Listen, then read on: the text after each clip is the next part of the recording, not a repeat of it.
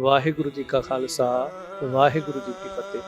ਸੋ ਗੁਰੂ ਰੂਪ ਸਾਧ ਸੰਗਤ ਜੀ, ਅਕਾਲ ਪੁਰਖ ਪਰਮੇਸ਼ਰ ਦੀ ਕਿਰਪਾ ਦੇ ਸਦਕਾ ਅਤੇ ਸੰਗਤ ਟੀਵੀ ਦੇ ਸਹਿਯੋਗ ਦੇ ਨਾਲ ਧੰਨ ਗੁਰੂ ਨਾਨਕ ਦੇਵ ਮਹਾਰਾਜ ਜੀ ਦੀ ਪਾਵਨ ਬਾਣੀ ਸ਼੍ਰੀ ਆਸਾ ਕੀ ਵਾਰ ਜੀ ਦੀ ਲੜੀਵਾਰ ਕਥਾ ਸੰਗਤ ਟੀਵੀ ਦੇ ਉੱਪਰ ਚੈਨਲ ਨੰਬਰ 769 ਯੂਕੇ ਦੇ ਵਿੱਚ, ਜਿਸ ਦਾ ਪ੍ਰਸਾਰਣ ਸਵੇਰੇ 8 ਵਜੇ ਹੋਵੇਗਾ। ਸੋ ਆਪ ਸੰਗਤ ਨੂੰ ਬੇਨਤੀ ਹੈ ਕਿ ਘਰਾਂ ਦੇ ਵਿੱਚ ਬੈਠ ਕਰਕੇ ਆਸਾ ਕੀ ਵਾਰ ਦੀ ਪਾਵਨ ਲੜੀਵਾਰ ਕਥਾ ਸਰਵਣ ਕਰਕੇ ਲਾਹੇ ਪ੍ਰਾਪਤ ਕਰੀਏ। ਵਾਹਿਗੁਰੂ ਜੀ ਕਾ ਖਾਲਸਾ ਵਾਹਿਗੁਰੂ ਜੀ ਕੀ ਫਤਿਹ। ਮਹੱਲਾ ਪਹਿਲਾ। ਮਿੱਟੀ ਮੁਸਲਮਾਨ ਕੀ ਪੇੜੈ ਪਈ ਕੁਮਿਆਰ। ਗਰੀਬ ਨਵਾਜ ਧੰਨ ਗੁਰੂ ਨਾਨਕ ਦੇਵ ਮਹਾਰਾਜ ਜਿਸ ਤਰ੍ਹਾਂ ਪਿਛਲੇ ਪਾਵਨ ਬਚਨ ਦੇ ਅੰਦਰ ਸਮਝਾਉਣਾ ਕੀਤਾ, ਸੰਸਾਰ ਦੇ ਉੱਤੇ ਵੱਖ-ਵੱਖ ਤਰੀਕਿਆਂ ਦੇ ਨਾਲ ਇਨਸਾਨ ਜਿਹੜਾ ਹੈ ਉਹ ਵਿਚਰਦਾ ਹੈ, ਧਰਮ ਨੂੰ ਕਮਾਉਂਦਾ ਹੈ। ਦਾਨੀਆਂ ਦੀ ਗੱਲ ਕੀਤੀ, ਮੁਸਲਮਾਨਾਂ ਦੀ ਗੱਲ ਕੀਤੀ, ਹਿੰਦੂਆਂ ਦੀ ਗੱਲ ਕੀਤੀ, ਜੋਗੀਆਂ ਦੀ ਗੱਲ ਕੀਤੀ। ਸੋ ਇਸ ਤਰ੍ਹਾਂ ਸਾਹਿਬ ਜੀ ਨੇ ਉਹਨਾਂ ਜੀਵਾਂ ਦੀ ਗੱਲ ਕੀਤੀ ਜੋ ਇਸ ਧਰਤੀ ਦੇ ਸਮੁੱਚੇ ਬ੍ਰਹਿਮੰਡ ਦੇ ਕਣ-ਕਣ ਦੇ ਅੰਦਰ, ਰੋਮ-ਰੋਮ ਦੇ ਅੰਦਰ ਟਿਕੇ ਨੇ। ਸੋ ਇਸ ਤਰ੍ਹਾਂ ਅਕਾਲ ਪੁਰਖ ਧੰਨ ਗੁਰੂ ਨਾਨਕ ਦੇਵ ਮਹਾਰਾਜ ਨੇ ਇਸ ਤੋਂ ਉਪਰੰਤ ਜੋ ਅੱਜ ਆਪਾਂ ਪਾਵਨ ਸ਼ਲੋਕ ਸਰਵਣ ਕਰ ਰਹੇ ਹਾਂ, ਜੋ ਗੁਰੂ ਕਿਰਪਾ ਦੇ ਨਾਲ ਇਸ ਵਾਰ ਦਾ 6ਵਾਂ ਸ਼ਲੋਕ ਪ੍ਰਾਰੰਭ ਹੈ। ਸੋ ਇਸ ਸ਼ਲੋਕ ਦੇ ਅੰਦਰ ਅੱਜ ਧੰਨ ਗੁਰੂ ਨਾਨਕ ਦੇਵ ਮਹਾਰਾਜ ਜਦੋਂ ਵਿਚਾਰ ਪ੍ਰਾਰੰਭ ਹੋਈ ਤਾਂ ਸਾਹਿਬ ਗੁਰੂ ਨਾਨਕ ਪਾਤਸ਼ਾਹ ਜੀ ਸਮਝਾ ਰਹੇ ਕਿ ਸੰਸਾਰ ਦੇ ਉੱਤੇ ਕੁਝ ਲੋਕਾਂ ਦੇ ਮਨ ਦੇ ਅੰਦਰ ਇਹ ਭਰਮ ਪੈਦਾ ਹੋਇਆ। ਇੱਕ ਇਹ ਕਹਿ ਰਹੇ ਨੇ ਕਿ ਜੇ ਜਲਾ ਦਿੱਤਾ ਗਿਆ ਤੇ ਇਹ ਪਿਸਤ ਦੇ ਵਿੱਚ ਨਹੀਂ ਜਾਏਗਾ, ਇਹ ਦੋਜ਼ਖ ਦੇ ਵਿੱਚ ਜਾਏਗਾ। ਤੇ ਦੂਸਰਾ ਇਹ ਕਹਿ ਰਿਹਾ ਕਿ ਜੇ ਜਲਾਇਆ ਨਾ ਤਾਂ ਇਹ ਨਰਕ ਦੇ ਵਿੱਚ ਜਾਏਗਾ, ਇਹ ਸਵਰਗ ਦੇ ਵਿੱਚ ਨਹੀਂ ਜਾਏਗਾ। ਸੋ ਧੰਨ ਗੁਰੂ ਨਾਨਕ ਦੇਵ ਮਹਾਰਾਜ ਦੇ ਸਾਹਮਣੇ ਜਦੋਂ ਇਹ ਵਿਚਾਰ ਪ੍ਰਾਰੰਭ ਹੋਈ, ਸ਼ੇਖ ਬ੍ਰਹਮ ਵੀ ਗੁਰੂ ਨਾਨਕ ਪਾਤਸ਼ਾਹ ਨਾਲੇ ਵਿਚਾਰ ਕਰ ਰਿਹਾ ਹੈ। ਉਹਨੇ ਵੀ ਇਹੀ ਸਵਾਲ ਰੱਖਿਆ ਕਿ ਸਾਹਿਬ ਜੀ, ਸਾਡੇ ਮਜ਼ਹਬ ਦੇ ਅੰਦਰ, ਸਾਡੇ ਧਰਮ ਦੇ ਅੰਦਰ ਜਲਾਉਣਾ ਜਿਹੜਾ ਹੈ ਉਹਨੂੰ ਬਹੁਤ ਵੱਡਾ ਨਾਪਾਕ ਕਰਮ ਸਮਝਿਆ ਜਾਂਦਾ ਹੈ ਕਿ ਇਹ ਹੁਣ ਦੋਜ਼ਖ ਦੇ ਵਿੱਚ ਜਾਏਗਾ। ਇਸੇ ਲਈ ਜਦੋਂ ਗੁਰੂ ਅਰਜਨ ਦੇਵ ਪਾਤਸ਼ਾਹ ਸੁਲੇਹ ਖਾਨ ਦੀ ਮੌਤ ਦਾ ਜ਼ਿਕਰ ਕਰਦੇ ਨੇ, ਜਦੋਂ ਸਾਹਿਬ ਜੀ ਕਹਿੰਦੇ ਕਿ ਅਕਾਲ ਪੁਰਖ ਪਰਮੇਸ਼ਰ ਨੇ ਰੱਖ ਲਿਆ, ਸਾਨੂੰ ਬੜੀਆਂ ਸਲਾਹਾਂ ਜਿਹੜੀਆਂ ਉਹ ਦਿੱਤੀਆਂ ਗਈਆਂ ਕਿ ਤੁਸੀਂ ਪੱਤਰੀ ਭੇਜੋ, ਜਾਂ ਤੁਸੀਂ ਕਿਸੇ ਪ੍ਰਕਾਰ ਸਲਾਹ ਕਰ ਲਓ, ਜਾਂ ਤੁਸੀਂ ਕਈ ਪ੍ਰਕਾਰ ਦੇ ਜਿਹੜੇ ਆਪਸ ਦੇ ਵਿੱਚ ਵਿਚਾਰ ਨੇ ਉਹਨਾਂ ਦਾ ਮਤਭੇਦ ਖਤਮ ਕਰ ਲਓ। ਤਾਂ ਸਾਹਿਬ ਕਹਿੰਦੇ ਮੈਂ ਸਭ ਕੁਛ ਛੋੜ ਪ੍ਰਭ ਤੂੰ ਹੀ ਧਿਆਇਆ। ਜਦੋਂ ਅਕਾਲ ਪੁਰਖ ਪਰਮੇਸ਼ਰ ਨੂੰ ਧਿਆਇਆ ਤੇ ਸੁਲਹੀ ਜਿਹੜਾ ਸੀ, ਸੁਲਹੀ ਕਾ ਹਾਥ ਕਹੀ ਨਾ ਪਹੁੰਚੈ, ਸੁਲਹੀ ਹੋਏ ਮੂਆ ਨਾ ਪਾਕ। ਤੇ ਸਾਹਿਬ ਜੀ ਨੇ ਕਿਹਾ ਨਾਪਾਕ ਮੌਤ ਮਰਿਆ, ਕਿਉਂਕਿ ਇਸਲਾਮ ਦੇ ਵਿੱਚ ਸੜ ਕੇ ਮਰਨਾ ਜਾਂ ਮਰੇ ਹੋਏ ਨੂੰ ਸਾੜਨਾ ਇਹ ਨਾਪਾਕ ਮੌਤ ਗਿਣਿਆ ਜਾਂਦਾ ਹੈ, ਭਾਵ ਦੋਜ਼ਖ ਦੇ ਵਿੱਚ ਜਾਣ ਵਾਲੀ ਜ਼ਿੰਦਗੀ ਜਿਹੜੀ। ਸੋ ਇਸ ਲਈ ਗੁਰੂ ਨਾਨਕ ਪਾਤਸ਼ਾਹ ਦੇ ਸਾਹਮਣੇ ਜਦੋਂ ਇਹ ਸਵਾਲ, ਇਹ ਪ੍ਰਸ਼ਨ ਰੱਖਿਆ ਤਾਂ ਸਾਹਿਬ ਜੀ ਕਹਿਣ ਲੱਗੇ ਇਹ ਭਰਮ ਹੈ। ਜੇ ਤੁਸੀਂ ਇਸ ਤਰ੍ਹਾਂ ਹੀ ਸਮਝਦੇ ਹੋ ਤੇ ਆਖਰ ਮੁਸਲਮਾਨ ਦੀ ਜਿਹੜੀ ਕਬਰ ਹੈ, ਉਸ ਕਬਰ ਦੀ ਮਿੱਟੀ ਜਿਹੜੀ ਹੈ ਉਹਨੂੰ ਵੀ ਤੇ ਵਰਤਿਆ ਹੀ ਜਾਂਦਾ। ਕਿੱਥੇ ਵਰਤਿਆ ਜਾਂਦਾ ਹੈ, ਕਿਸ ਪ੍ਰਕਾਰ ਵਰਤਿਆ ਜਾਂਦਾ ਹੈ, ਉਹ ਕਿਸ ਤਰ੍ਹਾਂ ਵਿਰਲਾਪ ਕਰਦੀ ਹੈ। ਉਸ ਤੋਂ ਉਪਰੰਤ ਫਿਰ ਪੌੜੀ ਦੇ ਵਿੱਚ ਵੀ ਸਾਹਿਬ ਸਮਝਾਉਣਗੇ ਕਿ ਪੂਰੇ ਗੁਰੂ ਦੇ ਨਾਲ ਮਿਲ ਕਰਕੇ ਹੀ ਜ਼ਿੰਦਗੀ ਦਾ ਉਧਾਰ ਹੈ। ਪੂਰੇ ਗੁਰੂ ਤੋਂ ਬਿਨਾਂ ਅਸੀਂ ਸੰਸਾਰਕ ਤੌਰ ਤੇ ਕਿੰਨਾ ਵੀ ਗਿਆਨ ਜਿਹੜਾ ਉਹ ਇਕੱਠਾ ਕਰ ਲਈਏ, ਸੰਸਾਰਕ ਤੌਰ ਤੇ ਆਪਾਂ ਕਿਤਨੀ ਜ਼ਿਆਦਾ ਸੋਝੀ ਸਮਝ ਜਿਹੜੀ ਹੈ ਉਹ ਗ੍ਰੰਥਾਂ ਨੂੰ, ਕਿਤਾਬਾਂ ਨੂੰ ਪੜ੍ਹ ਕੇ ਇਕੱਤਰਿਤ ਕਰ ਲਈਏ, ਪਰ ਜੇ ਅਸੀਂ ਇਹ ਸੋਚੀਏ ਮੈਂ ਇੰਨਾ ਪੜ੍ਹ ਗਿਆ, ਇੰਨਾ ਕੁਛ ਆਪਣੇ ਜ਼ਿਹਨ ਦਿਮਾਗ ਵਿੱਚ ਇਕੱਠਿਆਂ ਕਰ ਲਿਆ, ਸ਼ਾਇਦ ਮੇਰਾ ਉਧਾਰ ਹੋ ਜਾਏਗਾ। ਤਾਂ ਸਾਹਿਬ ਪੌੜੀ ਵਿੱਚ ਵੀ ਸਾਨੂੰ ਇਸ ਵਾਰ ਦੇ ਅੰਦਰ ਇਹੀ ਸਮਝਾਉਂਦੇ ਨੇ। ਸੋ ਇਸ ਸ਼ਲੋਕ ਅੰਦਰ ਸਾਹਿਬ ਕਿਰਪਾ ਕਰ ਰਿਹਾ। ਮਹੱਲਾ ਪਹਿਲਾ। ਮਿੱਟੀ ਮੁਸਲਮਾਨ ਕੀ ਪੇੜੈ ਪਈ ਕੁਮਿਆਰ। ਕਿ ਮੁਸਲਮਾਨ ਦੀ ਮਿੱਟੀ ਜਿਹੜੀ ਸੀ, ਉਹਦੀ ਕਬਰ ਦੀ, ਉਹ ਕੁਮਿਆਰ ਦੇ ਪੇੜੇ ਵਿੱਚ ਪਈ, ਭਾਵ ਉਹਨੇ ਪੇੜਾ ਬਣਾਇਆ। ਹੁਣ ਆਪਾਂ ਪਿੰਡਾਂ ਦੇ ਵਿੱਚ ਆਮ ਇਸ ਗੱਲ ਨੂੰ ਸਮਝਦੇ, ਚੀਕਨੀ ਮਿੱਟੀ ਜਿਹੜੀ ਹੈ ਉਹਦੇ ਬਰਤਨ ਬਣਾਏ ਜਾਂਦੇ ਨੇ। ਜ਼ਰੂਰੀ ਨਹੀਂ ਕਿ ਚੀਕਨੀ ਮਿੱਟੀ ਦੀ ਵਰਤੋਂ ਇੱਕ ਘੁਮਿਆਰ ਹੀ ਕਰਦਾ ਹੈ। ਆਪਾਂ ਕਈ ਦਫਾ ਬੀਬੀਆਂ ਨੇ ਪੁਰਾਣੇ ਸਮੇਂ ਦੇ ਵਿੱਚ ਚੁੱਲ੍ਹੇ ਬਣਾਉਣੇ, ਉਹ ਵੀ ਚੀਕਣੀ ਮਿੱਟੀ ਦੇ ਬਣਦੇ ਨੇ, ਕਦੀ ਲਾਲ ਮਿੱਟੀ ਦੇ ਚੁੱਲ੍ਹੇ ਨਹੀਂ ਬਣੇ। ਚੁੱਲ੍ਹਾ ਬਣਾਉਣਾ ਘਰ ਦੇ ਵਿੱਚ, ਚੌਂਕੇ ਦੇ ਵਿੱਚ, ਚੌਂਕਾ ਲਿਪਣਾ, ਉਹ ਚੌਂਕਾ ਵੀ ਚੀਕਣੀ ਮਿੱਟੀ ਨਾਲ ਲਿਪਿਆ ਜਾਂਦਾ ਸੀ। ਚੁੱਲ੍ਹਾ ਚੀਕਣੀ ਮਿੱਟੀ ਨਾਲ ਬਣਨਾ। ਜੇ ਪੁਰਾਣੇ ਘਰ ਲਿਪੇ ਜਾਂਦੇ ਸਨ ਤਾਂ ਉਹ ਘਰ ਵੀ ਚੀਕਣੀ ਮਿੱਟੀ ਦੇ ਨਾਲ ਹੀ ਲਿਪੇ ਜਾਂਦੇ ਸਨ। ਸੋ ਉਹ ਮਿੱਟੀ ਜਿਹੜੀ ਹੈ ਕੁਛ ਆਮ ਮਿੱਟੀ ਦੇ ਨਾਲੋਂ ਮਹਿੰਗੀ ਵੀ, ਜ਼ਿਆਦਾਤਰ ਉਹ ਮਿੱਟੀ ਜਿਹੜੀ ਹੈ ਉਹ ਕਬਰਾਂ ਦੇ ਲਾਗੇ ਮਿਲਦੀ। ਉਹਦਾ ਕਾਰਨ ਇਹ ਹੈ ਕਿ ਕਬਰਾਂ ਦੇ ਵਿੱਚ ਦਫਨਾਏ ਹੋਏ ਮਨੁੱਖ ਜਿਹੜੇ ਨੇ, ਉਹਨਾਂ ਦੇ ਸਰੀਰ ਦੀ ਚਰਬੀ ਜਿਹੜੀ, ਮਿੱਝ ਜਿਹੜੀ ਹੈ, ਉਹ ਜਿਵੇਂ ਜਿਵੇਂ ਉਸ ਮਿੱਟੀ ਦੇ ਵਿੱਚ ਰਲਦੀ ਜਾਂਦੀ ਹੈ ਗਲਣ ਤੋਂ ਬਾਅਦ, ਤਾਂ ਉਸ ਮਿੱਟੀ, ਕਬਰ ਦੀ ਮਿੱਟੀ ਤੇ ਉਹਦੇ ਆਸੇ ਪਾਸੇ ਦੀ ਜਿਹੜੀ ਕੁਛ ਦੂਰੀ ਤੱਕ ਮਿੱਟੀ, ਉਹਦੇ ਵਿੱਚ ਚਿਕਨਾਹਟ ਆਉਂਦੀ ਹੈ। ਤਾਂ ਕਰਕੇ ਉਹਨੂੰ ਚੀਕਣੀ ਮਿੱਟੀ ਕਿਹਾ ਜਾਂਦਾ, ਚਿਕਨਾਹਟ ਨਾਲ ਭਰੀ ਹੋਈ। ਜਦੋਂ ਥੋੜ੍ਹਾ ਜਿਹਾ ਮੀਂਹ ਪਵੇ ਤਾਂ ਚੀਕਣੀ ਮਿੱਟੀ ਇੰਨੀ ਕੁ ਜ਼ਿਆਦਾ ਚਿਕਨਾਈ ਦੇ ਵਿੱਚ ਆ ਜਾਂਦੀ ਕਿ ਉਹਦੇ 'ਤੇ ਤੁਰਨਾ ਔਖਾ ਹੋ ਜਾਂਦਾ। ਸਭ ਤੋਂ ਜ਼ਿਆਦਾ ਪੈਰ ਜਿਹੜਾ ਉਹ ਚੀਕਣੀ ਮਿੱਟੀ 'ਤੇ ਫਿਸਲੇਗਾ, ਸਭ ਤੋਂ ਜ਼ਿਆਦਾ ਤੁਰਨਾ ਜਿਹੜਾ ਉਹਦੇ 'ਤੇ ਮੁਸ਼ਕਲ ਹੋ ਜਾਏਗਾ। ਬਾਰਿਸ਼, ਮੀਂਹ ਚੱਲਦਾ ਹੈ, ਗਿੱਲਾ ਹੀ ਹੈ ਮਿੱਟੀ, ਲਾਲ ਮਿੱਟੀ ਦੇ ਉੱਤੇ ਤੁਰਨਾ ਕੋਈ ਜ਼ਿਆਦਾ ਕਠਿਨ ਨਹੀਂ ਹੈ। ਸੋ ਇਸ ਕਰਕੇ ਉਹਨੂੰ ਚੀਕਣੀ ਤਾਂ ਕਹਿੰਦੇ, ਉਹ ਚਿਕਨਾਹਟ ਨਾਲ ਭਰੀ ਹੋਈ ਹੈ। ਤਾਂ ਧੰਨ ਗੁਰੂ ਨਾਨਕ ਦੇਵ ਮਹਾਰਾਜ ਕਹਿੰਦੇ ਉਹ ਮੁਸਲਮਾਨ ਦੀ ਮਿੱਟੀ, ਭਾਵ ਉਹਦੀ ਕਬਰ ਦੀ ਮਿੱਟੀ ਜਿਹੜੀ ਹੈ, ਮੈਂ ਜ਼ਿਕਰ ਕਰ ਰਿਹਾ ਸੀ, ਚੀਕਣੀ ਮਿੱਟੀ ਦਾ ਹੀ ਬਣਦਾ ਬਹੁਤ ਕੁਛ। ਫਿਰ ਜਿਹੜੇ ਅਸੀਂ ਮਿੱਟੀ ਦੇ ਭਾਂਡੇ, ਘੜੇ ਆਦਿਕ ਜਾਂ ਹੋਰ ਬਰਤਨ ਮਿੱਟੀ ਦੇ ਵਰਤਦੇ, ਸਾਰੇ ਚੀਕਣੀ ਮਿੱਟੀ ਦੇ। ਫਿਰ ਇੱਟਾਂ ਵੀ ਚੀਕਣੀ ਮਿੱਟੀ ਦੀਆਂ ਬਣਦੀਆਂ ਨੇ। ਤਾਂ ਗਰੀਬ ਨਵਾਜ ਗੁਰੂ ਨਾਨਕ ਪਾਤਸ਼ਾਹ ਕਹਿੰਦੇ ਮਿੱਟੀ ਮੁਸਲਮਾਨ ਕੀ ਪੇੜਾ ਪਈ ਘੁਮਿਆਰ, ਕਿ ਉਹ ਘੁਮਿਆਰ ਜਿਹੜਾ ਉਸ ਮਿੱਟੀ ਨੂੰ ਲਿਆ ਕਰਕੇ ਉਹਨੇ ਪੇੜਾ, ਉਹਨੂੰ ਗੁੰਨਿਆ, ਗੁੰਨ ਕਰਕੇ ਉਹਦਾ ਪੇੜਾ ਬਣਾਇਆ, ਤੇ ਪੇੜਾ ਬਣਾ ਕਰਕੇ ਉਹਨੇ ਚੱਕ ਦੇ ਵਿੱਚ ਉਹਨੂੰ ਪਾ ਦਿੱਤਾ। ਇਸੇ ਸ਼ਲੋਕ ਦੇ ਪ੍ਰਥਾਏ ਸਾਹਿਬ ਜੀ ਇੱਕ ਅੰਤਰੀਵ ਅਰਥ ਵੀ ਸਾਨੂੰ ਸਮਝਾਉਂਦੇ ਕਿ ਇਹ ਸਰੀਰ 5 ਤੱਤਾਂ ਦੀ ਮਿੱਟੀ ਹੈ, ਤੇ ਇਹ 5 ਤੱਤਾਂ ਦੀ ਆ ਜਿਹੜੀ ਇੱਕ ਗੁੰਨਿਆ ਗਿਆ ਸਰੀਰ ਦੇ ਵਿੱਚ ਮਿੱਟੀ ਵਾਲਾ ਤੱਤ ਹੈ, ਇਹਨੂੰ ਫਿਰ ਉਸ ਬ੍ਰਹਮਾ ਰੂਪ ਘੁਮਿਆਰ ਨੇ ਪੇੜੇ ਦੇ ਵਿੱਚ ਪਾਇਆ। ਇਹਦੀ ਘਾੜਤ ਘੜੀ ਹੈ। ਬੇਸ਼ੱਕ ਸਾਰੇ ਸੰਸਾਰ ਦੀ ਘਾੜਤ ਉਸ ਅਕਾਲ ਪੁਰਖ ਪਰਮਾਤਮਾ ਨੇ ਘੜੀ, ਪਰ ਸਾਹਿਬ ਬਾਣੀ ਅੰਦਰ ਵਚਨ ਕਰਦੇ ਕੋਟ ਬ੍ਰਹਮੇ ਜਗ ਸਾਜਣ ਲਾਏ।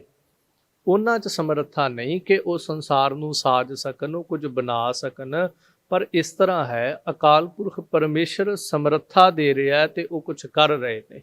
ਜਿਵੇਂ ਆਪਾਂ ਘਰ ਦੇ ਵਿੱਚ ਮਿਸਤਰੀ ਲਾਏ ਹੋਣ, ਮਜ਼ਦੂਰ ਲਾਏ ਹੋਣ, ਉਹ ਘਰ ਬਣਾਉਂਦੇ ਨੇ, ਲੱਖਾਂ ਰੁਪਏ ਦੀ ਕੋਠੀ ਉਹਨਾਂ ਨੇ ਤਿਆਰ ਕਰ ਦਿੱਤੀ ਤੁਹਾਡੀ, ਪਰ ਸ਼ਾਇਦ ਉਹਨਾਂ ਕੋਲ ਇੰਨੀ ਸਮਰੱਥਾ ਨਹੀਂ ਸੀ ਕਿ ਉਹ ਇੰਨਾ ਲੱਖਾਂ ਰੁਪਈਆ ਲਾ ਕੇ ਘਰ ਬਣਾ ਸਕਦੇ।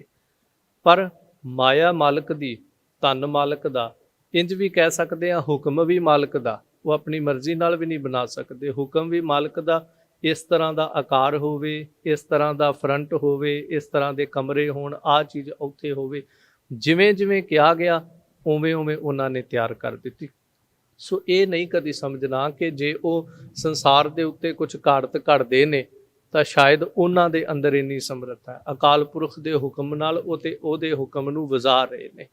ਸੋ ਇਸੇ ਲਈ ਸਾਹਿਬ ਗੁਰੂ ਨਾਨਕ ਪਾਤਸ਼ਾਹ ਤੇ ਇਹੀ ਸਮਝਾ ਰਹੇ। ਸੋ ਜ਼ਿਕਰ ਕਰਾਂ, ਜਦੋਂ ਇਤਿਹਾਸ ਦਾ ਵੀ ਇੱਕ ਪੱਖ ਦੇਖਦੇ ਹਾਂ ਤੇ ਧੰਨ ਗੁਰੂ ਹਰਿਰਾਏ ਮਹਾਰਾਜ ਜੀ ਦੇ ਕੋਲ ਜਿਸ ਵਕਤ ਔਰੰਗਜ਼ੇਬ ਚਿੱਠੀ ਪਾਉਂਦਾ ਹੈ ਤੇ ਉਹਦੇ ਸ਼ਬਦ ਨੇ ਕਿ ਤੁਸੀਂ ਆਓ ਸਾਡੇ ਕੋਲ ਤੇ ਆ ਕਰਕੇ ਸਾਡੇ ਕਈ ਸ਼ੰਕੇ ਹਨ, ਉਹ ਸ਼ੰਕਿਆਂ ਦੀ ਨਿਵਰਤੀ ਵੀ ਕਰੋ। ਫਿਰ ਅਸੀਂ ਤੁਹਾਡੇ ਦਰਸ਼ਨ ਵੀ ਕਰਨੇ ਚਾਹੁੰਦੇ ਹਾਂ। ਦਰਸ਼ਨ ਤਾਂ ਕੋਈ ਉਹਦੇ ਵਿੱਚ ਖਾਸ ਅੰਦਰ ਦੀ ਜਿਗਿਆਸਾ ਜਾਂ ਲਾਲਸਾ ਨਹੀਂ ਸੀ, ਬਸ ਇਹ ਸੀ ਜੋ ਕਾਜ਼ੀਆਂ ਨੇ ਚੁੱਕਿਆ ਸੀ ਕਿ ਗੁਰੂ ਹਰਿਰਾਏ ਪਾਤਸ਼ਾਹ ਜਾਂ ਗੁਰੂ ਨਾਨਕ ਦੇ ਘਰ ਦੇ ਵਿੱਚੋਂ ਜੋ ਆਵਾਜ਼ਾਂ ਆਉਂਦੀਆਂ ਨੇ ਉਹਨਾਂ ਨੂੰ ਬੰਦ ਕੀਤਾ ਜਾਵੇ। ਜੋ ਸੱਚ ਦਾ ਹੋਕਾ ਉੱਥੋਂ ਨਿਕਲਦਾ, ਇਹ ਕੋਈ ਸ਼ੱਕ ਨਹੀਂ। ਗੁਰੂ ਨਾਨਕ ਪਾਤਸ਼ਾਹ ਦੇ ਘਰੋਂ ਜਦੋਂ ਗੁਰੂ ਨਾਨਕ ਪਾਤਸ਼ਾਹ ਨੇ ਸੱਚ ਦਾ ਹੋਕਾ ਦਿੱਤਾ ਕਿ ਨਾ ਕੋ ਹਿੰਦੂ ਨਾ ਕੋ ਮੁਸਲਮਾਨ, ਅੱਲ੍ਹ ਜੀਓ ਕੇ ਪਿੰਡ ਪ੍ਰਾਣ, ਉਸ ਦਿਨ ਵੀ ਗੁਰੂ ਨਾਨਕ ਪਾਤਸ਼ਾਹ ਦੀ ਆਵਾਜ਼ ਨੂੰ ਦਬਾਉਣ ਦੀ ਕੋਸ਼ਿਸ਼ ਕੀਤੀ ਗਈ। ਉਸ ਦਿਨ ਵੀ ਕਾਜ਼ੀਆਂ ਨੇ ਮਸੀਤ ਦੇ ਵਿੱਚ ਲਿਜਾ ਕੇ ਕਿਹਾ ਚੱਲ ਸਾਡੇ ਨਾਲ ਨਮਾਜ਼ ਪੜ੍ਹ, ਜੇ ਤੂੰ ਕਹਿੰਦਾ ਹੈ ਵੀ ਵਾਕਈ ਕੋਈ ਹਿੰਦੂ ਕੋਈ ਮੁਸਲਮਾਨ ਨਹੀਂ ਤੇ ਆ ਨਮਾਜ਼ ਪੜ੍ਹ ਸਾਡੇ ਨਾਲ ਬਹਿ ਕੇ। ਉਸ ਦਿਨ ਵੀ ਗੁਰੂ ਨਾਨਕ ਪਾਤਸ਼ਾਹ ਦੀ ਆਵਾਜ਼ ਨੂੰ ਦਬਾਇਆ ਗਿਆ। ਕਈ ਪ੍ਰਕਾਰ ਦੇ ਜਿਵੇਂ ਕਹਿ ਦਈਏ ਇਲਜ਼ਾਮ ਵੀ ਗੁਰੂ ਨਾਨਕ ਪਾਤਸ਼ਾਹ ਤੇ ਲੋਕਾਂ ਨੇ, ਸਮੇਂ ਦੀਆਂ ਸਰਕਾਰਾਂ ਨੇ, ਬਹੁਤ ਕੁਝ ਹੋਇਆ। ਸੋ ਇਸੇ ਤਰ੍ਹਾਂ ਧੰਨ ਗੁਰੂ ਅੰਗਦ ਦੇਵ ਮਹਾਰਾਜ ਦਾ ਜੀਵਨ ਕਾਲ, ਗੁਰੂ ਅਮਰਦਾਸ ਮਹਾਰਾਜ ਦਾ ਜੀਵਨ ਕਾਲ ਜਦੋਂ ਦੇਖਦੇ ਹਾਂ, ਗੁਰੂ ਹਰਿਰਾਏ ਪਾਤਸ਼ਾਹ ਜੀ ਦੇ ਪ੍ਰਤੀ ਵੀ ਕੰਨ ਭਰੇ ਗਏ ਨੇ ਔਰੰਗਜ਼ੇਬ ਦੇ। ਤੇ ਉਹਨੇ ਇੱਕ ਉੱਪਰਲੀ ਭਾਵਨਾ ਪ੍ਰਗਟ ਕੀਤੀ, ਅਸੀਂ ਤੁਹਾਡੇ ਦਰਸ਼ਨ ਕਰਨੇ, ਕੁਝ ਸਵਾਲ ਜਵਾਬ ਤੁਹਾਡੇ ਨਾਲ ਕਰਨੇ।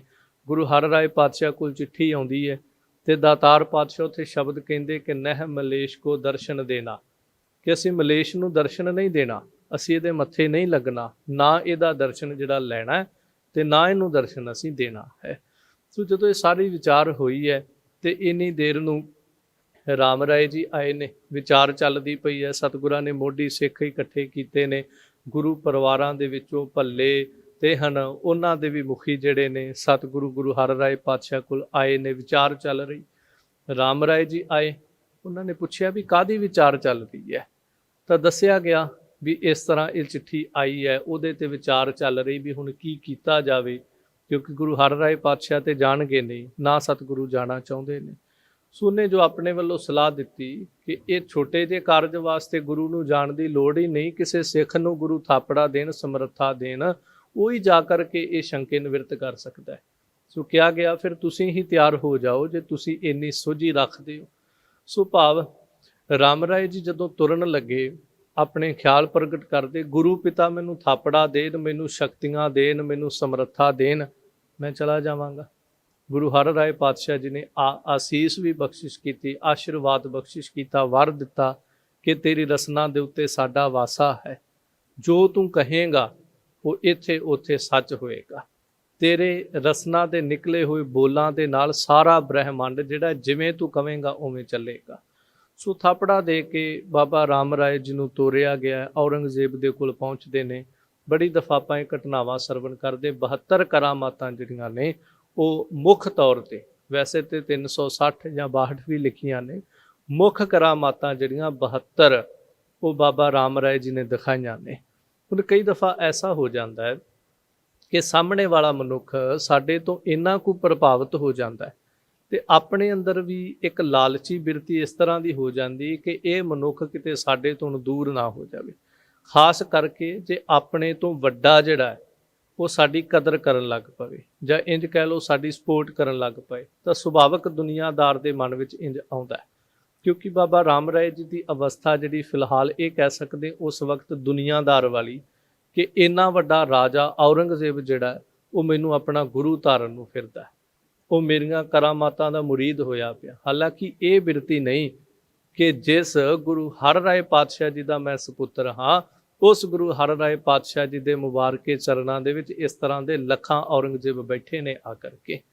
ਉਹ ਗੁਰੂ ਹਰਿ ਰਾਏ ਪਾਤਸ਼ਾਹ ਜੀ ਦੇ ਸਾਹਮਣੇ ਤੇ ਸਮੁੱਚੀ ਲੋਕਾਈ ਹੱਥ ਜੋੜ ਕੇ ਬੈਠੀ, ਇੱਕ ਬਾਦਸ਼ਾਹ ਦੀ ਗੱਲ ਇੱਥੇ ਕੀ ਹੈ, ਪਰ ਉਹ ਸਮਝ ਨਾ ਆ ਸਕੀ। ਸੋ ਮੁਕਤੀ ਬਾਤ ਜਦੋਂ ਔਰੰਗਜ਼ੇਬ ਨੇ ਇਹ ਕਿਹਾ ਕਿ ਬਾਣੀ ਦੇ ਅੰਦਰ ਲਿਖਿਆ ਹੈ, ਜੋ ਮੈਂ ਪੜ੍ਹਿਆ ਹੈ ਜਾਂ ਮੈਨੂੰ ਸੁਣਾਇਆ ਗਿਆ ਹੈ, ਕਿ ਉੱਥੇ ਮੁਸਲਮਾਨ ਨੂੰ ਬਹੁਤ ਮਾੜਾ ਕਿਹਾ ਗਿਆ ਤੇ ਮੁਸਲਮਾਨ ਦੀ ਮਿੱਟੀ ਜਿਹੜੀ ਹੈ ਉਹਦੇ ਪਰਥਾਏ ਵੀ ਕੁਝ ਸ਼ਬਦ ਲਿਖੇ ਗਏ ਨੇ। ਉੱਥੇ ਜਦੋਂ ਆਪਾਂ ਇਤਿਹਾਸ ਦੇ ਅੰਦਰ ਪੜ੍ਹਦੇ ਹਾਂ ਕਿ ਬਾਬਾ ਰਾਮ ਰਾਏ ਜੀ ਕਹਿੰਦੇ ਨਹੀਂ, ਉੱਥੇ ਹੋਣਾ ਜਿਹੜਾ ਉਹ ਬੇਈਮਾਨ ਸ਼ਬਦ ਚਾਹੀਦਾ ਸੀ। ਇੱਕ ਮੈਂ ਆਪ ਜੀ ਨੂੰ ਜ਼ਰੂਰ ਬੇਨਤੀ ਕਰਾਂ, ਖਾਸ ਕਰਕੇ ਜੋ ਅਸੀਂ ਕਥਾ ਕਰਨ ਵਾਲੇ ਗੁਰੂ ਕੇ ਸੇਵਾਦਾਰ ਹਾਂ, ਅਸੀਂ ਜਦੋਂ ਇਹ ਸਾਖੀ ਸੁਣਾਉਂਦੇ ਹਾਂ ਨਾ, ਜਾਂ ਆਪਾਂ ਘਰ ਪਰਿਵਾਰਾਂ 'ਚ ਬੱਚਿਆਂ ਨੂੰ ਸਾਖੀ ਸੁਣਾਈਏ, ਤੇ ਆਪਣਾ ਇੱਕ ਸੁਭਾਅ ਹੁੰਦਾ ਹੈ, ਆਪਾਂ ਵਾਰ-ਵਾਰ ਇਸ ਪੰਕਤੀ ਨੂੰ ਰਿਪੀਟ ਕਰਦੇ ਹਾਂ। ਰਿਪੀਟ ਇਸ ਤਰ੍ਹਾਂ ਕਰਦੇ ਜਿੱਥੇ ਮੁਸਲਮਾਨ ਸ਼ਬਦ ਆ ਉੱਥੇ ਬੇਈਮਾਨ ਸ਼ਬਦ ਲਾ ਕਰਕੇ ਅਸੀਂ ਇਸ ਪੰਕਤੀ ਨੂੰ ਵਾਰ-ਵਾਰ ਰਿਪੀਟ ਕਰਦੇ ਹਾਂ, ਵਾਰ-ਵਾਰ ਦੁਹਰਾਉਂਦੇ ਹਾਂ। ਜੇ ਉਹਨੇ ਪੰਕਤੀ ਇਸ ਤਰ੍ਹਾਂ ਪੜ੍ਹੀ, ਮੈਂ ਇੱਕ ਬੇਨਤੀ ਆਪ ਜੀ ਨੂੰ ਇਹ ਕਰਾਂ ਕਿ ਜੇ ਬਾਬਾ ਰਾਮ ਰਾਏ ਜੀ ਨੇ ਇੱਕ ਵਾਰ ਪੰਕਤੀ ਇਸ ਤਰ੍ਹਾਂ ਪੜ੍ਹੀ ਤੇ ਗੁਰੂ ਪਾਤਸ਼ਾਹ ਜੀ ਨੇ ਕਿਹਾ ਤੇਰਾ ਮੇਰਾ ਨਾਤਾ ਖਤਮ ਹੈ, ਹੁਣ ਜਿੱਧਰ ਨੂੰ ਮੂੰਹ ਹੈ ਉਹਨੂੰ ਕਹੋ ਉਧਰ ਨੂੰ ਚਲਾ ਜਾਵੇ। ਤੇ ਜੇ ਅਸੀਂ ਕਥਾ ਵਿਚਾਰ ਕਰਦੇ ਹਾਂ, ਇੱਕ ਪੰਕਤੀ ਨੂੰ 10 12 15 ਵਾਰ ਦੁਹਰਾਵਾਂਗੇ ਉਹ ਬੇਈਮਾਨ ਸ਼ਬਦ ਵਰਤ ਕੇ ਪੂਰੀ ਪੰਕਤੀ ਨੂੰ, ਤੇ ਫਿਰ ਕੀ ਗੁਰੂ ਸਾਡੇ ਵੱਲ ਮੁੱਖ ਕਰਕੇ ਰੱਖੂ। ਜੇ ਅਸੀਂ ਵਿਆਖਿਆ ਕਰਨੀ ਜਾਂ ਅਸੀਂ ਆਪਣੇ ਬੱਚਿਆਂ ਨੂੰ ਘਰ ਪਰਿਵਾਰ 'ਚ ਜਦੋਂ ਇਹ ਸਾਖੀ ਸੁਣਾਉਣੀ, ਸਿਰਫ ਇੰਨਾ ਦੱਸਿਆ ਜਾਵੇ ਕਿ ਮੁਸਲਮਾਨ ਦੀ ਥਾਂ ਤੇ ਬੇਈਮਾਨ ਸ਼ਬਦ ਵਰਤਿਆ, ਬਾਕੀ ਜਿਹੜੀ ਸਹੀ ਪੰਕਤੀ ਹੈ ਉਹ ਇਹ ਪੰਕਤੀ ਹੈ। ਸੋ ਬਾਕੀ ਆਪ ਜੀ ਦੇ ਆਪਣੇ ਆਪਣੇ ਖਿਆਲਾਤ ਨੇ। ਸੋ ਆਪ ਸੰਗਤ ਜੁੜ ਬੈਠੇ ਹੋ, ਮੈਂ ਆਪ ਜੀ ਨੂੰ ਤਾਂ ਜ਼ਿਕਰ ਕਰ ਰਿਹਾ ਤਾਂ ਉਸ ਵਕਤ ਜਦੋਂ ਮੁਸਲਮਾਨ ਦੀ ਥਾਂ ਤੇ ਬੇਈਮਾਨ ਸ਼ਬਦ ਵਰਤਿਆ, ਹਾਲਾਂਕਿ ਇੰਨੀਆਂ ਕਰਾਮਾਤਾਂ ਦੇਖ ਲਈਆਂ ਸੀ, ਆਪਣੇ ਆਪ ਨੂੰ ਵੀ ਪਤਾ ਲੱਗ ਗਿਆ ਸੀ ਗੁਰੂ ਪਿਤਾ ਨੇ ਮੈਨੂੰ ਕਿੰਨਾ ਬਲ ਦਿੱਤਾ ਹੈ, ਚਾਹੁੰਦੇ ਤੇ ਮਿੱਟੀ ਤੋਂ ਬੁਲਵਾ ਵੀ ਸਕਦੇ ਸੀ ਕਿ ਤੂੰ ਆਪ ਬੋਲ ਕੇ ਦੱਸ ਦੇ ਤੇਰੇ ਤੇ ਇਸ ਵਕਤ ਕੀ ਬੀਤ ਰਹੀ ਹੈ, पर वो नहीं किया। औरंगजेब की चाकरी करनी जिहड़ी वो प्रवान कर दी। सो इसलिए धन गुरु नानक देव महाराज इत्थे कह रहे कि ए ब्रह्म शेख ਜਾਂ दुनिया के लोगों, जदों मुसलमान की मिट्टी जिहड़ी है उस घुमियार के पेड़े विच पैंदी है तां घड़ भांडे इट्टा कीआ जलदी करे पुकार। उदों भांडे घड़ के भांडे बनाउंदा उस मिट्टी के पेड़े दे, फिर इट्टां भी बनाउंदा। हालांकि ये भी याद रखियो जदों इट्टां बनदियां उहनूं घुमियार जिहड़ा ਚੱਕ ਦੇ ਵਿੱਚ नहीं पाउंदा। ਇੱਟਾਂ ਨੂੰ जिवें कोई लकड़ी का बॉक्स बनाया ਜਾਂ कोई लोहे का बॉक्स बनाया हुंदा ਉਹਦੇ 'ਚ मिट्टी पा के बिल्कुल चौरस शेप ਜਿਹੜੀ ਉਹ ਦੇ ਦਿੰਦਾ। पर ਚੱਕ ਦੇ ਵਿੱਚ ਜਿਹੜੀ ਮਿੱਟੀ ਪੈਂਦੀ ਉਹਦੇ 'ਚੋਂ ਭਾਂਡੇ ਹੀ ਬਣਦੇ ਨੇ, ਭਾਵੇਂ ਸੁਰਾਹੀ ਬਣੇ, ਭਾਵੇਂ ਘੜਾ ਬਣੇ, ਦੀਵਾ ਬਣੇ, ਕੁਛ ਵੀ ਜੋ ਉਹਦੇ ਮਨ ਦੀ ਮਰਜ਼ੀ ਹੈ। ਤਾਂ ਸਭ ਕਹਿੰਦੇ जिस तरह ਘੁमियार फिर ਭਾਂਡੇ ਘੜਦਾ ਉਸ ਮਿੱਟੀ ਦੀਆਂ ਇੱਟਾਂ ਬਣਾਉਂਦਾ ਹੈ, फिर ਆਵੇ ਦੇ ਵਿੱਚ ਉਹਨਾਂ ਨੂੰ ਪੱਕਿਆਂ ਕਰਨ ਵਾਸਤੇ ਰੱਖਦਾ ਹੈ। ਤਾਂ ਉੱਥੇ ਆਵੇ ਦੇ ਵਿੱਚ ਪਈ ਹੋਈ ਉਹ ਮਿੱਟੀ ਜਿਹੜੀ ਹੈ ਜਲਦੀ ਕਰੇ ਪੁਕਾਰ, ਉੱਥੇ ਜਲ ਦੀ ਪੁਕਾਰ ਕਰਦੀ ਹੈ। ਜਦੋਂ ਸੜ ਰਹੀ ਹੈ ਸੂ ਸੂ ਕਰਦੀ ਤਾਂ ਉਸ ਵਕਤ ਜਲ ਦੀ ਪੁਕਾਰ ਕਰਦੀ ਹੈ, ਪਾਣੀ ਦੀ ਪੁਕਾਰ ਕਰਦੀ ਹੈ। ਫਿਰ ਸਾਹਿਬ ਇਹ ਵੀ ਇਹਦਾ ਅਰਥ ਕਰਦੇ ਜਲ ਦੀ ਕਰੇ ਪੁਕਾਰ। ਤੁਸੀਂ ਕਹਿੰਦੇ ਹੋ ਕਿ ਜਲਾਉਣ ਦੇ ਨਾਲ ਨਰਕ ਦੇ ਵਿੱਚ ਜਾਂਦਾ, ਉਹ ਦੋਜ਼ਖ ਦੇ ਵਿੱਚ ਜਾਂਦਾ ਹੈ, ਤਾਂ ਗਰੀਬ ਨਵਾਜ਼ ਸਾਹਿਬ ਕਹਿੰਦੇ ਉਸ ਵਕਤ ਤਾਂ ਉਹ ਜਲਦੀ ਹੈ ਮਿੱਟੀ। बेशक तुसीं उस शरीर नूं नहीं जलाया पर उस शरीर की मिट्टी तो जलती पई है ना। साहब जी एक समझाउणा चाहुंदे ने एक गल भी तुसीं इस भरम दे विच ना पाओ। जदों शरीर आत्मा रहत हो गया उस वक्त इस शरीर दे नाल की हुंदा है, की कीता जांदा है, ये कोई बहुता मायना नहीं रखदा। इसलिए जदों साहब जी दा ये वचन पढ़दे आ ना, एक दजहे एक दब्बी है, एक ना कुत्ते खाहे, एक पानी विच ओ सट्टी है, एक पी फिर हसन पाहे। कि मरण तो बाद एक दजहे, एक ना नूं साड़िया जांदा हिंदू धर्म अंदर, सिख धर्म दे अंदर भी संस्कार है। एक दब्बी है, एक ना नूं कब्र विच दफना दिता जांदा है। एक दजहे एक दब्बी है, एक ना कुत्ते खाए।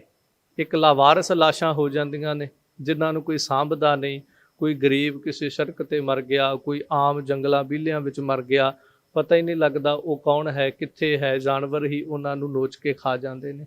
एक पानी विच वो सट्टी है, एक नूं जल प्रवाह किया जाता है, एक पी फिर हसन पाहे। तो एक दुनिया के उत्ते वो भी धर्म है, वो भी मजहब है जिहड़ा मुर्दियां नूं खूह दे विच एक जाली बन के उस जाली दे उत्ते मुर्दा शरीर रख देंदे ने, लटका देंदे ने। उस तो बाद की हुंदा है, उस मुर्दा शरीर नूं इल्लां आदिक होर पंछी जानवर जिहड़े ने वो खांदे ने। वो जो सारी उपरली चरबी आदिक जिहड़ी खा जाती, वो हड्डियां जिहड़ियां ने वो बाद विच खूह विच डिग पैंदियां। भाव वो शरीर नूं ना जलाउंदे ने, ना जल प्रवाह करदे ने, ना वो दफनाउंदे ने। इस तरह इस शरीर दे नाल मरण तो बाद ये सारा कुछ हुंदा है। पर उत्थे भी गरीब नवाज साहब यही वचन समझाउंदे ने कि अगे कोई नहीं पता इस जीव दे नाल, इस जिंद दे नाल अगे की बनिया। सो इत्थे भी गुरु नानक पातशाह ये समझाउंदे कि भाई वो जलदी हुई मिट्टी जिहड़ी है वो पुकार करती है, तो ये हिसाब नाल ते फिर वो दोज़ख दे विच ही जाएगा। समझा रहे ने सतगुरु। तो दातार कहंदे जल जल रोवै बपूड़ी, झड़ झड़ पवै अंगियार। जदों झड़ झड़ पवै अंगियार, अंगियार पैंदे ने उहदे उत्ते, भाव जदों आवे दे विच पकाया जांदा है, अग दे अंगियार झड़ झड़ के उहदे ते डिगदे ने, फिर जलदी है। ते जल जल रोवै बपुड़ी, जलदी हुई सड़दी हुई दुखी हुंदी वो विचारी पुकारां करती है। फिर साहब जी इस शरीर दे परथाए इत्थों समझाउंदे ने, जो पहलां भी जिक्र कीता, मिट्टी मुसलमान की, मुसल ते मान। मुसल इस शरीर नूं कहीए तां मान दा अर्थ है हंकार। हंकारी पुरख दी मिट्टी भी जिहड़ी है ना शरीर दी, ਤਾਂ ਉਹ ਜਿੰਨਾ ਚਿਰ ਇਸ ਸਰੀਰ ਦੇ ਵਿੱਚ ਰਹਿੰਦਾ ਹੈ, ਮੁਸਲਮਾਨ ਜਦੋਂ ਵੱਖਰਾ ਸ਼ਬਦ ਕਰੋ, ਮਾਨ ਦਾ ਅਰਥ ਹੈ ਮਾਨੀ, ਹੰਕਾਰੀ। ਮੁਸਲ ਦਾ ਅਰਥ ਹੋ ਜਾਂਦਾ ਸਰੀਰ। ਜਿਹੜਾ ਹੰਕਾਰੀ ਸਰੀਰ ਹੈ, ਹੰਕਾਰ ਵਿੱਚ ਜਿਉਣ ਵਾਲਾ ਜਿਹੜਾ ਮਨੁੱਖ ਹੈ, ਤਾਂ ਸਾਹਿਬ ਜੀ ਕਹਿੰਦੇ ਉਹਦਾ ਸਾਰਾ ਜੀਵਨ ਜਿਹੜਾ ਹੈ ਨਾ, ਉਹ ਅਕਾਲ ਪੁਰਖ ਪਰਮੇਸ਼ਰ ਨੇ ਜਦੋਂ ਇਹ ਸਰੀਰ ਘੜਿਆ ਹੈ, ਮਾਤ ਗਰਭ ਦੇ ਅੰਦਰ ਵੀ ਜਲਦੀ ਕਰੇ ਪੁਕਾਰ। ਇਹ ਮਿੱਟੀ ਜਲੀ उस जठरागण के अंदर भी सड़ते सी, बलते सी, तपते सी। इसलिए बाणी अंदर बचन पढ़ते हाँ, जैसी अगन उदर मह तैसी बाहर माया, माया अगन सब इक्को जेही करता है खेल रचाया। ਮਾਤ ਗਰਭ ਦੇ ਅੰਦਰ ਵੀ ਅੱਗ ਹੈ। ਮਾਤ ਗਰਭ ਮਹਿ ਆਪਨ ਸਿਮਰਨ ਦੇ, ਤਹਿ ਤੁਮ ਰਾਖਣ ਹਾਰੇ। ਪਾਵਕ ਸਾਗਰ ਅਥਾਹ ਲਹਿਰ ਮਹਿ, ਤਾਰਹੁ ਤਾਰਨ ਹਾਰੇ। ਸੋ ਇਸ ਲਈ ਉੱਥੇ ਵੀ ਅੱਗ ਦੇ ਵਿੱਚ ਫਿਰ ਇਹ ਮਿੱਟੀ ਸੜਦੀ ਹੈ, ਜਲਦੀ ਹੈ, ਬਲਦੀ। ਫਿਰ ਜਲ ਜਲ ਰੋਵੈ ਬਪੁੜੀ। ਅਸ ਸੰਸਾਰ ਦੇ ਅੰਦਰ ਰੋਜ਼ ਹਰ ਛਿਨ, ਹਰ ਘੜੀ, ਹਰ ਸਾਹ ਇਹ ਸਰੀਰ ਰੂਪੀ ਮਿੱਟੀ ਜਿਹੜੀ ਜਲ ਰਹੀ ਹੈ। ਕੋਈ ਈਰਖਾ ਕਰਕੇ ਜਲਦੇ ਆ, ਕੋਈ ਦਵੈਸ਼ ਭਾਵਨਾ ਕਰਕੇ ਜਲਦੇ ਆ, ਕੋਈ ਕਿਸੇ ਤੋਂ ਜਲਦਾ ਪਿਆ, ਕੋਈ ਆਪਣੇ ਦੁੱਖਾਂ ਦੇ ਨਾਲ ਜਲਦਾ ਪਿਆ, ਕੋਈ ਕਿਸੇ ਦੇ ਸੁੱਖਾਂ ਦੇ ਨਾਲ ਜਲਦਾ ਪਿਆ। ਕਿਸੇ ਨੂੰ ਅਪਮਾਨ ਮਿਲ ਗਿਆ ਉਹ ਤਾਂ ਜਲਦਾ, ਤੇ ਦੂਜੇ ਨੂੰ ਮਾਣ ਮਿਲ ਗਿਆ ਕਈ ਵਾਰ ਬੰਦਾ ਤਾਂ ਵੀ ਜਲਦਾ ਹੈ। ਸੋ ਹਰ ਵਕਤ ਕੋਈ ਆਪਣੀਆਂ ਚਿੰਤਾਵਾਂ ਦੀ ਚਿਖਾ ਦੇ ਵਿੱਚ ਜਲਦਾ ਪਿਆ। ਸੋ ਹਰ ਵਕਤ ਹੀ ਆਪਾਂ ਜਲ ਰਹੇ ਹਾਂ। ਤਾਂ ਜਲ ਜਲ ਰੋਵੈ ਬਪੁੜੀ, ਝੜ ਝੜ ਪਵੈ ਅੰਗਿਆਰ। ਅੰਗਿਆਰ ਜਿਹੜੇ ਨੇ ਉਹ ਝੜ ਝੜ ਕੇ ਪੈ ਰਹੇ, ਭਾਵ ਇੱਕ ਤੋਂ ਬਾਅਦ ਦੂਜਾ ਦੁੱਖ। ਜਿਵੇਂ ਅੱਗ ਬਲਦੀ, ਅੱਗ ਦੇ ਅੰਗਿਆਰ ਤਾਂ ਨੂੰ ਉੱਠਦੇ ਨੇ, ਉੱਠ ਕੇ ਫਿਰ ਉਸੇ ਅੱਗ ਦੇ ਵਿੱਚ ਡਿੱਗਦੇ ਨੇ। ਇਸੇ ਤਰ੍ਹਾਂ ਰੋਜ਼ਮਰਾ ਜ਼ਿੰਦਗੀ ਦੇ ਵਿੱਚ ਦੁੱਖ ਉੱਠਦੇ ਨੇ, ਉੱਠ ਕੇ ਫਿਰ ਸਾਡੇ 'ਤੇ ਡਿੱਗੀ ਜਾਂਦੇ ਨੇ। ਫਿਰ ਦੁੱਖ ਉੱਠਿਆ, ਫਿਰ ਆ ਜ਼ਿੰਦਗੀ 'ਚ ਦੁੱਖ ਪਿਆ। ਸੋ ਇਸ ਤਰ੍ਹਾਂ ਅੰਗਿਆਰ ਪੈਂਦੇ। ਫਿਰ ਇਹ ਸਰੀਰ ਰੂਪੀ ਮਿੱਟੀ ਜਿਹੜੀ ਜਦੋਂ ਆਤਮਾ ਰਹਿਤ ਸਰੀਰ ਹੁੰਦਾ ਹੈ, ਇਹਨੂੰ ਸਾੜਿਆ ਜਾਂਦਾ ਹੈ। ਜਦੋਂ ਆਪਾਂ ਸੰਸਕਾਰ ਕਰਦੇ ਹਾਂ, ਉਹ ਸੰਸਕਾਰ ਦੇ ਸਮੇਂ ਵਿੱਚ ਵੀ ਝੜ ਝੜ ਪਵੈ ਅੰਗਿਆਰ। ਅੱਗ ਦੇ ਅੰਗਿਆਰੇ ਜਿਹੜੇ ਨੇ ਉਹ ਝੜ ਝੜ ਕੇ ਇਸ ਮਿੱਟੀ ਦੇ ਉੱਤੇ ਪੈਂਦੇ ਨੇ। ਸੰਸਕਾਰ ਦੇ ਵਿੱਚ ਦੁਨੀਆ ਪਿਛਾਂਹ ਹਟ ਜਾਂਦੀ, ਥੋੜ੍ਹਾ ਜਿਹਾ ਲਾਂਬੂ ਲੱਗਦਾ ਹੈ, ਥੋੜ੍ਹਾ ਜਿਹਾ ਸੇਕ ਪੈਂਦਾ ਹੈ, ਲੋਕੀ ਉਸੇ ਵੇਲੇ ਅੱਗ ਤੋਂ ਪਿਛਾਂਹ ਹੋ ਜਾਂਦੇ ਨੇ। ਭਾਈ ਸੇਕ ਵੱਧ ਗਿਆ, ਹੁਣ ਪਿੱਛੇ ਹਟ ਜਾਓ, ਤੇ ਹੁਣ ਸੜੇਗਾ ਕੌਣ? ਸਿਰਫ ਤੂੰ ਸੜੇਗਾ ਇਕੱਲਾ। ਉਸ ਵਕਤ ਤੇਰੇ ਅੰਗਿਆਰ ਤੇਰੇ ਉੱਤੇ ਪੈਂਦੇ ਨੇ। ਤਾਂ ਸਾਹਿਬ ਇਸ ਲਈ ਸਮਝਾਉਂਦੇ ਨੇ, ਨਾਨਕ ਜਿਨ ਕਰਤੈ ਕਾਰਨ ਕੀਆ, ਸੋ ਜਾਣੈ ਕਰਤਾਰ। ਜਿਸ ਅਕਾਲ ਪੁਰਖ ਪਰਮੇਸ਼ਰ ਨੇ ਆ ਸਾਰਾ ਕਾਰਨ ਆਪ ਬਣਾ ਕਰਕੇ, ਕਰਤਾ ਰੂਪ ਹੋ ਕਰਕੇ ਪ੍ਰਪੰਚ ਨੂੰ ਸਾਜਿਆ, ਸ੍ਰਿਸ਼ਟੀ ਨੂੰ ਸਾਜਿਆ, ਸੋ ਜਾਣੈ ਕਰਤਾਰ। ਉਹ ਕਰਤਾਰ ਹੀ ਜਾਣਦਾ ਹੈ। ਭਾਵੇਂ ਇੱਕ ਬਾਹਰੀ ਮਿੱਟੀ ਦੀ ਗੱਲ, ਭਾਵੇਂ ਇਸ ਸਰੀਰ ਰੂਪੀ ਮਿੱਟੀ ਦੀ ਗੱਲ ਹੈ। ਤਾਂ ਸਾਹਿਬ ਕਹਿੰਦੇ ਸੋ ਜਾਣੈ ਕਰਤਾਰ। ਉਹ ਕਰਤਾ ਅਕਾਲ ਪੁਰਖ ਪਰਮੇਸ਼ਰ ਕਰਤਾਰ ਹੀ ਜਾਣਦਾ ਹੈ। ਸਾਡੇ ਨਾਲ ਇਸ ਸੰਸਾਰ ਤੋਂ ਤੁਰਨ ਤੋਂ ਬਾਅਦ ਕੀ ਹੋਏਗਾ, ਕੀ ਹੋਇਆ, ਸਾਡੇ ਪਿਛਲਿਆਂ ਨੂੰ ਕੁਝ ਨਹੀਂ ਪਤਾ। ਹਰ ਬੰਦਾ ਜਿਹੜਾ ਹੈ ਉਹ ਤੁਸੀਂ ਆਮ ਦੇਖਿਓ, ਕਿਸੇ ਵੀ ਸੰਸਾਰ ਤੋਂ ਤੁਰ ਗਏ ਦੀ ਫੋਟੋ ਜਦੋਂ ਤਸਵੀਰ ਵੇਖਦੇ ਆ, ਉਹਦੇ ਥੱਲੇ ਇਹੀ ਲਿਖਿਆ ਹੁੰਦਾ ਹੈ, ਸਵਰਗਵਾਸੀ। ਹਰ ਇੱਕ ਦੀ ਮਨਸ਼ਾ ਇਹੀ ਕਹਿੰਦੀ ਕਿ ਜਿਹੜਾ ਦੁਨੀਆ ਤੋਂ ਗਿਆ ਉਹ ਸਵਰਗ ਦੇ ਵਿੱਚ ਹੀ ਗਿਆ ਹੈ, ਜਾਂ ਸੱਚਖੰਡ ਦੇ ਵਿੱਚ ਹੀ ਗਿਆ, ਜਾਂ ਪਰਲੋਕ ਵਾਸੀ ਪਰਲੋਕ ਦੇ ਵਿੱਚ ਹੀ ਗਿਆ। ਪਰ ਕੁਛ ਨਹੀਂ ਪਤਾ ਕਿਹਦੇ ਨਾਲ ਕੀ ਵਾਪਰਿਆ, ਕਿਉਂਕਿ ਇਹ ਤਾਂ ਕਰਮੀ ਆਪੋ ਆਪਣੀ ਕੇ ਨੇੜੇ ਕੇ ਦੂਰ ਆ। ਇਹ ਤੇ ਕਰਮਾਂ ਦੀ ਖੇਡ ਹੈ। ਕਿਸੇ ਨੂੰ ਪਰਮਾਤਮਾ ਆਪਣੇ ਨੇੜੇ ਕਰਦਾ ਤੇ ਕਰਮਾਂ ਦੇ ਅਨੁਸਾਰ ਕੋਈ ਉਹਦੇ ਤੋਂ ਇੱਥੇ ਵੀ ਦੂਰ ਸੀ ਤੇ ਉੱਥੇ ਜਾ ਕੇ ਵੀ ਦੂਰ। ਪਰ ਕਦੀ ਵੇਖਿਆ ਕਿਸੇ ਤਸਵੀਰ ਦੇ ਅੱਗੇ ਲਿਖਿਆ ਹੋਵੇ ਨਰਕਵਾਸੀ? ਕਿਸੇ ਮੁਸਲਮਾਨ ਦੀ ਤਸਵੀਰ ਅੱਗੇ ਲਿਖਿਆ ਹੋਵੇ ਦੋਜ਼ਖਵਾਸੀ? ਨਹੀਂ, ਕਦੀ ਵੀ ਨਹੀਂ। ਹਰ ਇੱਕ ਦੀ ਮਨਸ਼ਾ ਕਹਿੰਦੀ ਕਿ ਉਹ ਪਰਮਾਤਮਾ ਦੀ ਗੋਦ ਵਿੱਚ ਹੀ ਜਾ ਕੇ ਸਮਾਇਆ। ਪਰ ਸਭ ਕਹਿੰਦੇ ਇਹ ਤਾਂ ਸੋ ਜਾਣੈ ਕਰਤਾਰ। ਉਹ ਕਰਤਾ ਅਕਾਲ ਪੁਰਖ ਪਰਮੇਸ਼ਰ ਹੀ ਜਾਣਦਾ ਹੈ ਕਿ ਇਹ ਕੀ ਹੈ, ਕਿਸ ਤਰ੍ਹਾਂ ਹੈ, ਕੀ ਅੱਗੇ ਉਹਦੇ ਨਾਲ ਉਹਦੇ ਕਰਮਾਂ ਦੇ ਅਨੁਸਾਰ ਬਣਿਆ ਹੈ। ਪੌੜੀ ਦੇ ਅੰਦਰ ਵਾਰ ਅੰਦਰ ਸਾਹਿਬ ਜ਼ਿਕਰ ਕਰਦੇ, ਬਿਨ ਸਤਿਗੁਰ ਕਿਨੈ ਨਾ ਪਾਇਓ, ਬਿਨ ਸਤਿਗੁਰ ਕਿਨੈ ਨਾ ਪਾਇਆ। ਸਤਿਗੁਰੂ ਤੋਂ ਬਿਨਾ ਕਿਸੇ ਨੇ ਵੀ ਉਸ ਅਕਾਲ ਪੁਰਖ ਪਰਮੇਸ਼ਰ ਨੂੰ ਪਾਇਆ ਨਹੀਂ ਹੈ। ਨਾ ਹੁਣ ਪਾਇਆ, ਨਾ ਇਸ ਤੋਂ ਪਹਿਲਾਂ ਪਾਇਆ। ਦੂਸਰਾ ਇਹ ਵੀ ਅਰਥ ਕਿ ਪਹਿਲਾਂ ਵੀ ਨਹੀਂ ਪਾਇਆ ਕਿਸੇ ਨੇ, ਤੇ ਪਹਿਲਾਂ ਵੀ ਨਹੀਂ ਪਾਇਆ। ਜਦੋਂ ਅਸੀਂ ਇੱਕ ਗੱਲ ਨੂੰ 2-3 ਵਾਰ ਦੁਹਰਾਉਂਦੇ ਹਾਂ, ਗੱਲ ਦੇ ਵਿੱਚ ਵਜ਼ਨ ਆ ਜਾਂਦਾ ਹੈ। ਸੋ ਇਸ ਤਰ੍ਹਾਂ ਵੀ ਇਹਦਾ ਅਰਥ ਵਿਦਵਾਨ ਕਰਦੇ ਵੀ ਦੋਨੇ ਸ਼ਬਦ ਪਾਇਓ ਤੇ ਪਾਇਆ ਇਹ ਬੀਤ ਚੁੱਕੇ ਵੱਲ ਹੀ ਇਸ਼ਾਰਾ ਕਰਦੇ। ਪਰ ਇਹ ਵੀ ਹੈ ਕਿ ਪਹਿਲਾਂ ਵੀ ਕਿਸੇ ਨੇ ਨਹੀਂ ਪਾਇਆ, ਤੇ ਅੱਜ ਵੀ ਜੇ ਕੋਈ ਸਮਝੇ ਕਿ ਗੁਰੂ ਤੋਂ ਬਿਨਾਂ ਮੈਂ ਅਕਾਲ ਪੁਰਖ ਪਰਮੇਸ਼ਰ ਨੂੰ ਪਾ ਲਵਾਂਗਾ, ਤੇ ਉਹ ਨਹੀਂ ਪਾ ਸਕਦਾ। ਕਿਉਂਕਿ ਬਹੁਤ ਇਤਿਹਾਸ ਐਸੇ ਪੜ੍ਹਦੇ ਹਾਂ। ਬੇਸ਼ੱਕ ਅੱਜ ਸਾਡੇ ਕੁਝ ਲੋਕ ਇਹ ਸਮਝ ਲੈਂਦੇ ਨੇ ਕਿ ਨਹੀਂ, ਪੂਰੇ ਗੁਰੂ ਦੀ ਲੋੜ ਕੋਈ ਨਹੀਂ।